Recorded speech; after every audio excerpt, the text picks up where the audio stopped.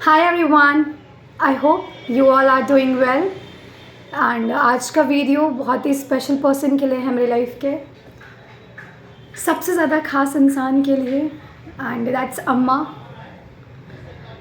वैसे तो अम्मा फिज़िकली इस दुनिया में नहीं है। 2 साल हो गए। 21 जून 2021 में she left us physically, she left this world. और तब से काफ़ी बार ट्राई किया कि कुछ लिख सकूं, बट शायद अभी तक कंट्रोल नहीं कर पाई अपने इमोशंस पर, इसलिए मैं कुछ लिख नहीं पा रही उनके लिए, बहुत चाहकर भी। जब मैं कुछ लिखने बैठती हूँ तो नहीं हो पाता। मेरी कलम से ज़्यादा मेरी शायद आंखें रो देती हैं। जब ठहराव आएंगे मेरे इमोशंस में तब बिल्कुल लिख पाऊँगी। कितने साल लगेंगे, कितने महीने लगेंगे या कितने दिन लगने वाले हैं मुझे नहीं पता, पर आज एक्सप्रेस करना चाहती हूँ। आज मैंने एक पोएम लिखी थी उनके लिए। जब एक टाइम था, मतलब कुछ उनको मैंने सैड देखा था, एंड अपनी लाइफ में मैंने उनसे ज़्यादा कोई डेलिकेट इंसान, उनसे ज़्यादा कोई ऐसा इंसान जिसकी सेल्फ़ रिस्पेक्ट बहुत हाई हो, मैंने नहीं देखा कोई भी ऐसा इंसान। बहुत ही शांत, बहुत ही खूबसूरत, बेहद नायाब। मतलब एक जो नायाब शब्द है वो शायद उन्हीं के लिए बनाया ही गया है। और मैं लिख भी इसलिए पाती हूँ क्योंकि मेरे आसपास के लोग या मेरे अपने लोग बहुत ही प्यारे होते हैं। मैं उतना अच्छा लिख ही नहीं पाती, मैं उतना जस्टिस नहीं कर पाती उनके कैरेक्टर के साथ। मेरी कलम शायद उतना अच्छा नहीं लिख पाती। और उनके लिए मैंने 11th क्लास में पोएम लिखी थी। जब उन्हें मैंने सैड देखा था, वो शायद कहना बहुत कुछ चाहती थी बट वो कुछ कह नहीं पाई थी। उस टाइम मुझे बहुत गुस्सा आया था, एंड मैं अपने घर वापस आके तुरंत मैंने पोएम लिखी थी। हमेशा चुप चुप रहती हैं, किसी से कुछ ना कहती हैं, चाहे गम कितना भी बड़ा क्यों ना हो, मुस्कुरा कर सहती हैं। ऐसी है मेरी दादी माँ। वो दुनिया में सबसे प्यारी हैं, मेरी गुड़िया रानी हैं, मेरे ख्वाबों की परी हैं वो, मेरे लिए तो खुदा से भी बड़ी हैं वो। जब भी ख्याल आता है मुझे खुदा का, तुम उनसे मिलने चली जाती हूँ मैं। जब गमों से भरी होती हूँ तो उनसे लिपट जाती हूँ मैं। देख उनकी मुस्कुराहट खिलखिलाती हूँ मैं, खो ना दूँ उनको कहीं, इस बात से घबराती हूँ मैं। तो ये मैंने 11th-12th क्लास में लिखी थी, जब वो मेरे पास थी। एंड अभी भी वो मेरे पास है, फिज़िकली ना सही बट वैसे हैं। लोग अक्सर कहते हैं कि हमें लोगों के जाने के बाद उनकी कीमत समझ आती है, बट लकीली मैं बहुत लकी थी। और शायद भगवान ने मुझे पहले ही फील करा दिया था कि हर इंसान का एक टाइम होता है आपकी लाइफ में। हर कैरेक्टर एक ना एक मतलब एक के बाद एक अपना कैरेक्टर प्ले करके हर इंसान चला ही जाता है। मुझे ये बात ख्याल रहता है हमेशा इस बात का, शायद इसीलिए बहुत ही ज़्यादा मैं लोगों को बहुत प्लीज़िंग पर्सनालिटी है मेरी। मैं बहुत ज़्यादा प्लीज़ करती हूँ लोगों को, क्योंकि उन्हें शायद नहीं पता होता, पर मुझे पता होता है कि आज और ये टाइम ही है उन्हें रोक पाने के लिए, या उनसे बात कर पाने के लिए, या उनके साथ समय बिता पाने के लिए, जिसमें हमें लग रहा है कि नहीं उसने ये किया, उसने वो किया, वो वैसी नहीं है, मैं क्यों आगे जाऊँ। नहीं, ये लम्हे दोबारा नहीं आते।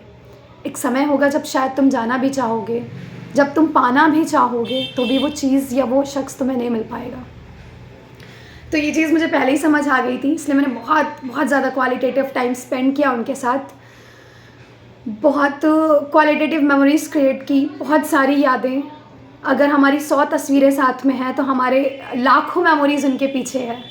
हज़ारों लम्हे जीने के बाद हम कहीं एक तस्वीर लेते थे, और अम्मा के साथ बिताया हुआ समय बहुत स्पेशल था।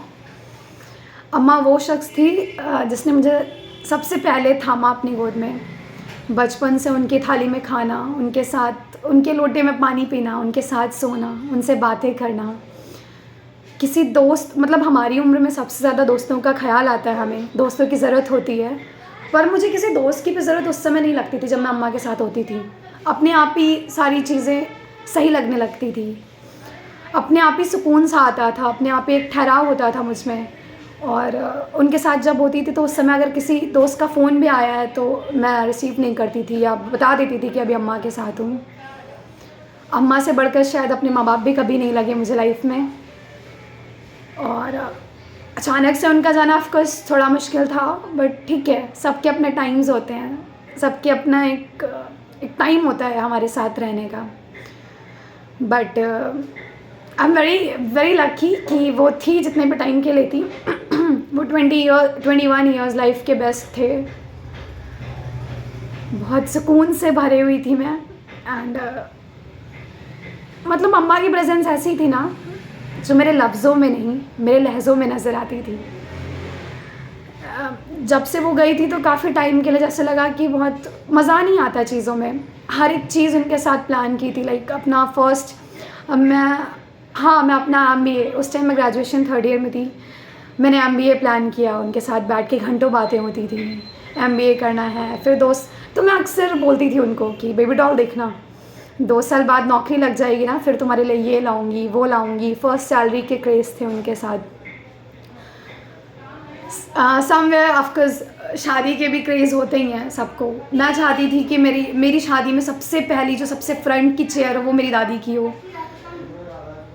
एंड बहुत सारी चीज़ें थी, चीज़ें हो भी रही हैं लाइफ में, चीज़ें धीमे धीमे ही सही बट स्टार्ट हो रही हैं, मिल रही हैं, पर वो नहीं होती हैं। फील होता है, बुरा लगता है, पर वैसे अपने सपनों की भी बेइज्जती नहीं करी जा सकती ना, मतलब उनके साथ गलत नहीं किया जा सकता।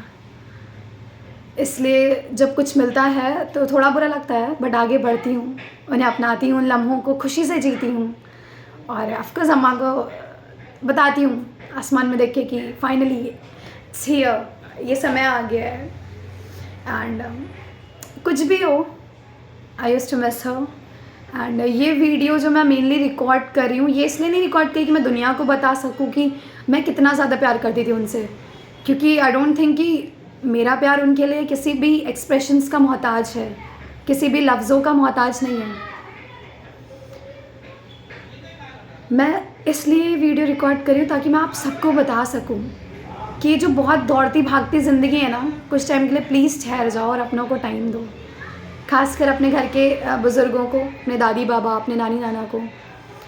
बहुत बिजी शेड्यूल होता है, पर फिर भी 5 मिनट निकाल लिया करो बात करने के लिए। जो घर में आपके साथ रहते हैं उनको आधे घंटे, 1 घंटे तो वीकेंड्स में 1-2 घंटे तो दिए जा सकते हैं आराम से। नॉर्मल वीकडेज़ में आधे घंटे दिए जा सकते हैं मिनिमम। जो आपके साथ नहीं रहते हैं उन्हें कॉल करके याद दिलाइए कि यू आर देयर, क्योंकि उनके पास शायद हमारे अलावा कोई नहीं होता है। और उन दादा दादी की, उन नाना नानी की उम्रें बढ़ जाया करती हैं, जिनके पोते पोती, नाती नातिन उन्हें याद किया करते हैं, उनके साथ समय बिताया करते हैं। तो मैं चाहती हूँ कि मेरे पास तो मेरे ग्रैंड पेरेंट्स नहीं हैं, बट लकीली मेरे नाना नानी हैं जिनसे मैं बात करती भी रहती हूँ टाइम टू टाइम। पर आप सबके पास जिनके ग्रैंड पेरेंट्स हैं, प्लीज़ उन्हें याद करिए, क्योंकि कल ना, जो आज आपको बहुत बिजी शेड्यूल लग रहा है, टाइम नहीं है, 1 सेकेंड भी टाइम नहीं है, या यूँ कहूँ कि इम्पोर्टेंस नहीं है, कल को जब उन्हें कुछ होगा ना, सारा टाइम तुम्हें मिल जाएगा, सब कुछ तुम्हें मिल जाएगा, एक लम्हे में हर चीज़ पीछे हो जाएगी, और उस समय यार कोई मतलब नहीं होता जाने का। मैं अभी भी कहती हूँ, किसी भी उस शख्स के लास्ट टाइम पे बिल्कुल मत जाना उसके जाने के बाद, जिसे तुमने जीते जी जिसकी कीमत नहीं समझी हो। ठीक है, तो अभी जब कोई ज़िंदा है उसे समय दो। जो चला गया दुख होता है, उसके लिए अप्रिशिएट करती हूँ मैं कि वो थे हमारी लाइफ में, बट जो है मैं उनका ख्याल रखना ज़्यादा प्रेफर करती हूँ। जो नहीं है उनकी यादों को सेलिब्रेट करें, चेरिश करें उनकी मेमोरीज़ को, और जो हैं उनके साथ समय बिताएं।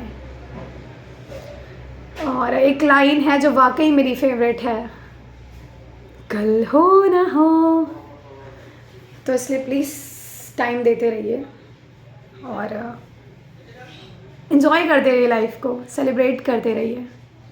Bye everyone. और आज ये वीडियो इसलिए भी रिकॉर्ड कर ली, ज़बरदस्ती रिकॉर्ड कर ली, कुछ आ भी नहीं रहा था, क्योंकि अभी एक होता है ना, जब हम किसी को खोते हैं तो बहुत समय लगता है हमें, महीनों, किसी को दिन लगते हैं, किसी को महीने लगते हैं, किसी को साल लगते हैं।